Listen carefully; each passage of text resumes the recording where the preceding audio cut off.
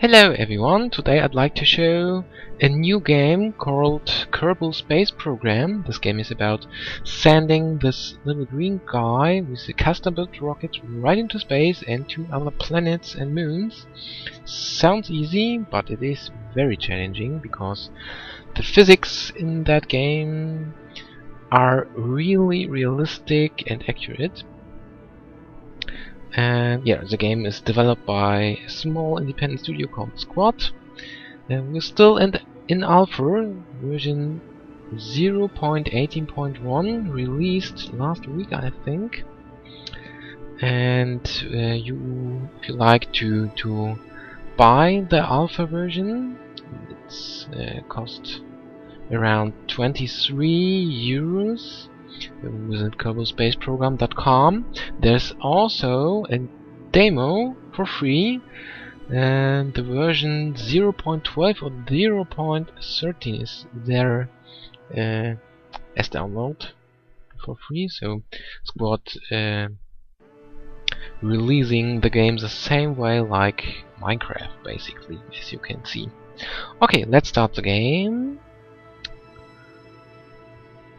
Let's start a fresh new game, and let's call it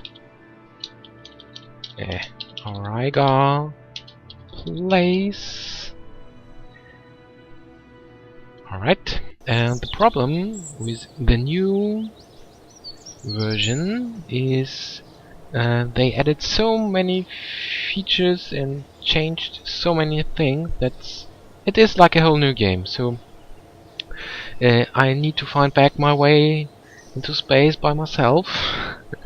So let's see how this will turn out today. Okay, we are now at this at the Kerbal Space Center, your headquarters for getting to space. We have different types of buildings here. Let's start with this one. That's a tracking station. From there we have an overview over your current missions. At the moment there's no mission running, and you can also have a look around in the solar system here. The solar system around that star here, called the star called Kerbal, represents our own solar system with some exceptions, and there are some planets missing, but in later versions we will get them. One exception, for example, is that the home system of the Kerbal, called Kerbin, has 2 moons. Alright, let's get back. Here's a spaceplane hangar. Beside that rocket building you can also build plane stuff, but I'm personally not very good in building space planes. It always ends up in a disaster. And I like to concentrate on the rocket thing. So let's go to the vehicle assembly building. And here we are. The first thing we need is a command pod. This one here. This is a very basic one, just one carbonate.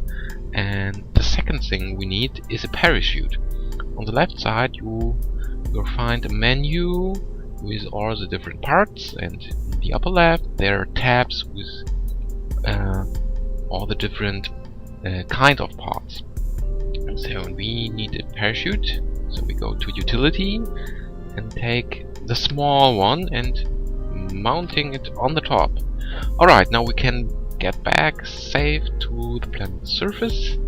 And here, as you may notice, I try to think backwards when I build a rocket. So I start thinking how to get back safe and how to do stuff in the orbit, for example. This is our next goal.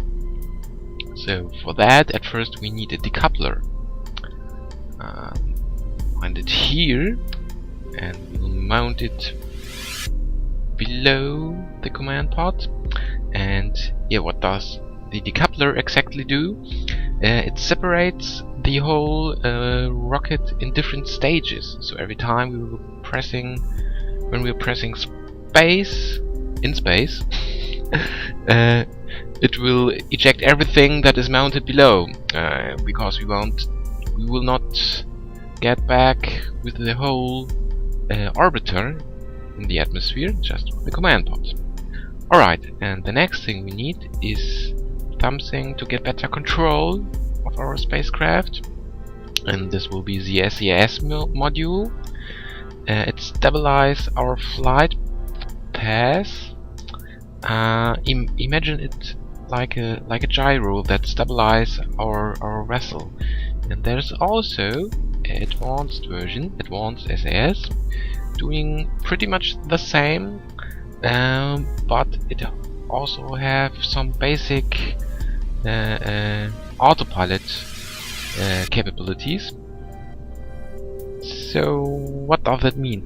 When you point your ship in a direction and activating the advanced SAS, it will do everything to keep your ship on that course. So very useful. Alright, so we will take this one, the advanced version, and now we need some fuel to do some maneuvering stuff, and for that we will take this fuel tank here. Let's place it a little bit higher. Alright, and when we have fuel we also need the engine, and this will be that one here with thrust velocitoring. That means it will not. It helps to turn your ship, and the advanced SAS also using the help of such things like thrust velocitoring or that canards here, or the RCS thrusters here. And now we will add some of this part to our orbiter. So we will take at first this canards here, and we don't want to have just one. Let's have 3 of them, and for that we will activate symmetry mode now. And now you can see we have 3 of them, and to make things more precisely we are also activating angle snap now. Alright, and now we can add them here, and here we also like to have some RCS thrusters, not thrusters, thrusters. We will take this here, also 3 of them, placing them here, and now I need also some fuel for them. They need a different type of fuel. So we will take this radial mounted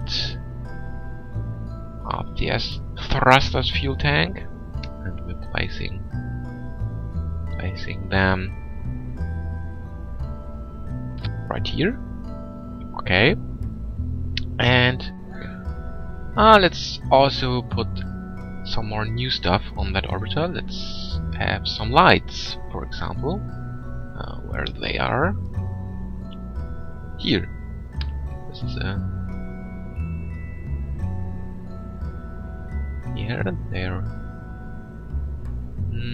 So where could we put them?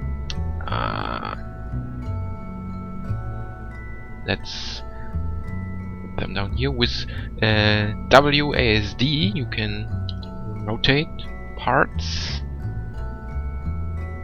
and if you're holding down Shift you can turn them slowly. Whoa. Alright, so now we have some nice light on board. Okay, now our orbiter is ready, so we need something to get that orbiter into orbit. So we need another decoupler now. Let's take this one. And whoa!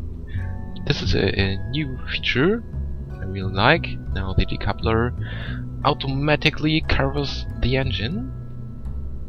And after that we will take this adapter, mount it down here, and now let's have some larger fuel tanks. Yeah, this here. And a very nice large engine. Here we go. Alright, let's zoom out. Okay, now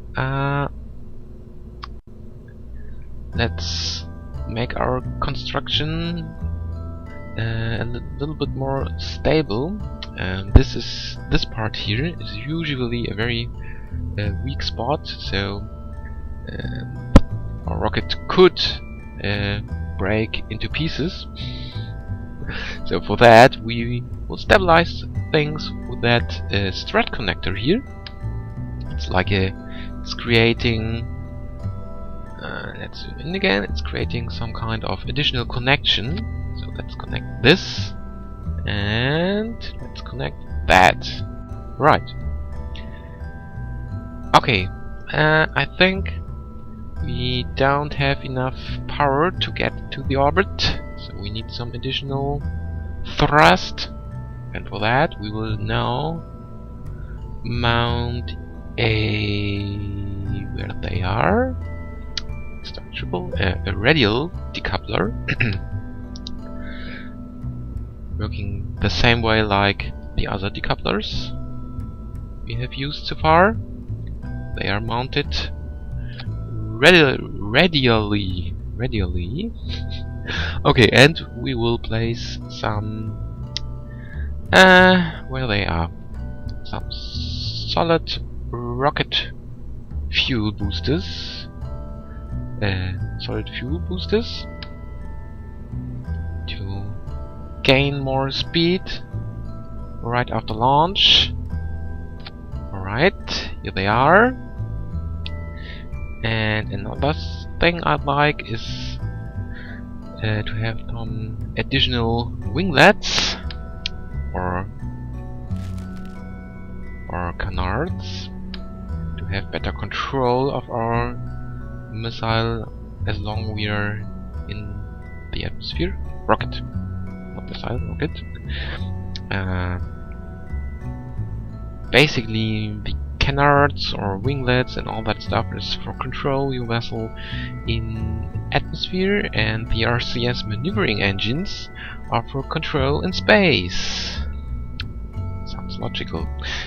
Alright, now let's add some these guys here that will make our rocket more stable on the launch pad, so it will not break into pieces there. Alright, yeah, and now we are finished. Finished our spacecraft, and here on the right side you can see the staging.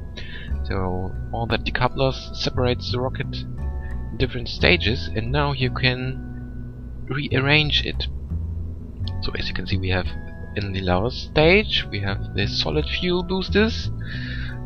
They will start. They will the first engine that will start, but we will also have this large engine that running at the same time. So we will take the symbol and simply drag and drop it to that stage here.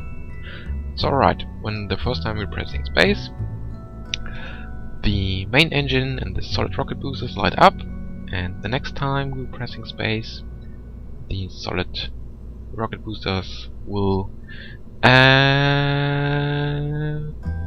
eject? No, will be throw away. I don't know. I don't know the word. And here after that we will decouple. That's the word. The word I was looking for. And after that we will decouple the main stage. Alright, I think we're ready. Let's call the missile, I don't know, basic rocket BR Mark 1, and saving. And now let's get to the launch pad. I love the new music, it's so funny. And loading. Here we are at the launch pad.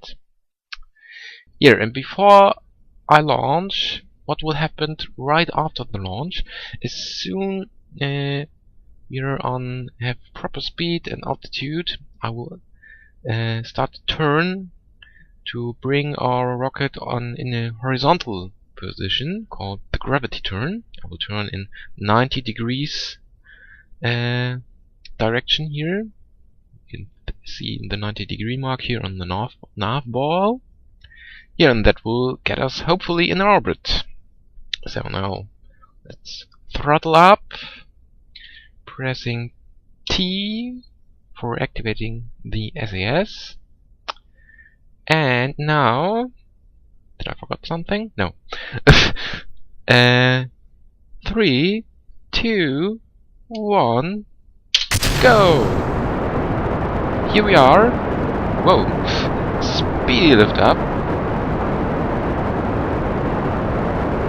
Whoa! We're really fast. Alright. Here's our fuel, by the way. Let's have a look here. With M, you're getting to the overview map. Here you see our apoapsis. This is the highest point of our trajectory. And whoa, based on our current speed, ooh, it's rising very fast. So I think we need a very early gravity turn. Okay, let's see. And in a few seconds, staging. So let's start with the gravity turn. Whoa, our ship is not easy to control. Whoa, out of control. Help, RCS. Oh God, no.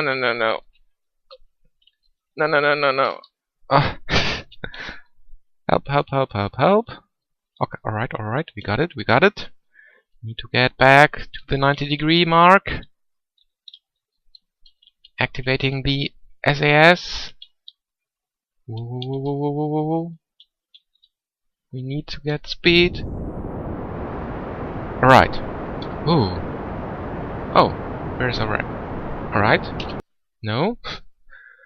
Our apoapsis is on 91 kilometers. That's very good. So now we so exciting. We will now try to stay in a horizontal position, and just a few seconds before we reaching the apoapsis, I will start a burn to get into an orbit. And for that we could use the orbit planning tool. We had a maneuver here, and using this guy here to calculate our thrust we will need. Now you can see we see an orbit. Whoa, that was too much.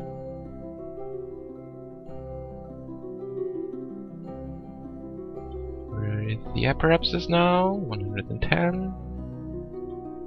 Okay, I'm okay with that. We have not so much time. What all the symbols in that orbital planning tool are meaning, I will explain in the second episode. Right, and now we have a countdown here when we have to start our burn, and how long we should burn, and how much speed we need to gain. And alright, let's start.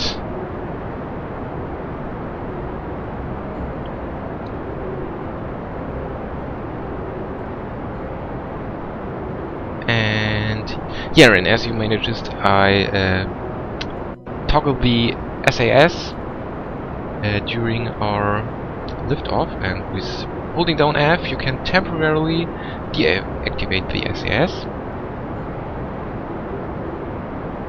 And now let's throttle down a little bit with control, by the way. And shift is for throttle up. And we're now getting close to our desired speed. And prepare for pressing X to cut off the engine.